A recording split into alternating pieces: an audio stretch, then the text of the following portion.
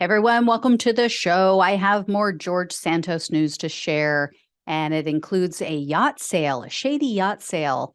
Also, another lie told to another judge, and some right-on-right violence. So, first, the House Ethics Committee has launched an investigation into the Jewish lawmaker. They've created a subcommittee for this specific purpose, and this isn't usually a big deal. It's usually like the police investigating their own, internal investigation. But as we all know, Republicans are in control of the House. So the fact that they launched an investigation at all is not a good sign for Santos. And I think it reflects the frustration felt by a lot of other Republican lawmakers who are now being tied to Santos. Because Politico recently reported there's 6 other New York Republican lawmakers who are actively working against him. Some of them have even introduced legislation directly aimed at preventing someone like Santos from profiting off of their lies during their time in Congress, like preventing them from writing a book, afterwards, getting a book deal. But there's 4 New York Republicans in particular who really want him gone because they barely won their seats. They were in battleground districts and they had a really hard time in the midterm. And they're now being tied to all of this drama, all of his potential illegal activities. So, for example, Republican Mark Molinaro told Politico, quote, "He is a bludgeoning tool the Democrats are using without regard for the truth.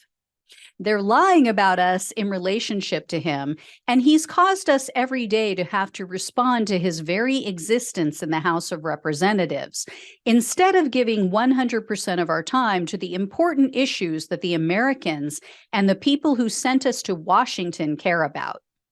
Another New York Republican rep named Anthony D'Esposito said, quote, "Every time that we're having a conversation, we seem to be talking about George Santos." And then he also told Politico that the anti-Santos New York Republicans are now working like NATO. He said that they're making joint decisions about how to deal with him. Nick LaLotta is another one of them. He told the news outlet, quote, "At minimum, donors who gave to him want to spend time on the phone speaking about what's the latest and how can we hold him accountable. And then others are scared off. I guess some of them are embarrassed that they are now associated with this scam, and they're not eager to pick up the phone when a politician is asking for their support again. Because the last time they did it, their name wound up in the paper associated with probably the most terrible person in Long Island politics." LaLotta added that there's a lot of constituents who, quote, "want answers to troubling questions about why he is still in Congress. They deserve those answers." So yeah, they all want him gone, even if some of them don't have the ovaries to say it out loud. But next up are more lies Santos told to another judge. The Gothamist reported that back in 2014, Santos was being evicted for failure to pay rent, and he begged the judge to let him back into the apartment to feed his fish. Santos said, quote, "I have a big fish tank." Well, as it turns out, that was not true. I know you guys are shocked. One of Santos' former roommates who lived in that apartment with him said, quote, "That's a lie too. He's a pathological liar." And then here's the best part of this story. In court, Santos indicated that he was willing to ask for public assistance to help him pay his rent. Now he claims, anyone who relies on public assistance is lazy. They're horrible. So I guess maybe we should start calling him a welfare queen? Double entendre, pun intended. Anyway, I'm just saying. But can you guys imagine having to deal with Santos as a tenant?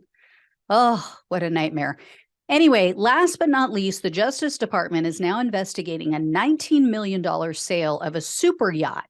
This was supposedly brokered by Santos. The transaction involved 2 of his wealthy donors, a man named Raymond Tantillo and a woman named Myra Ruiz. And the sale was completed just a few weeks before Santos was elected in the midterms.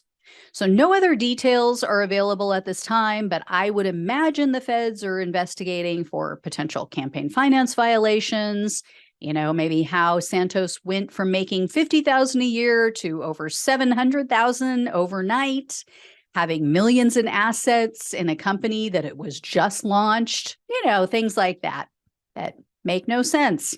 So anyway, guys, I will keep you posted on all of this. Thank you so much for watching and listening. Please like, share, and subscribe.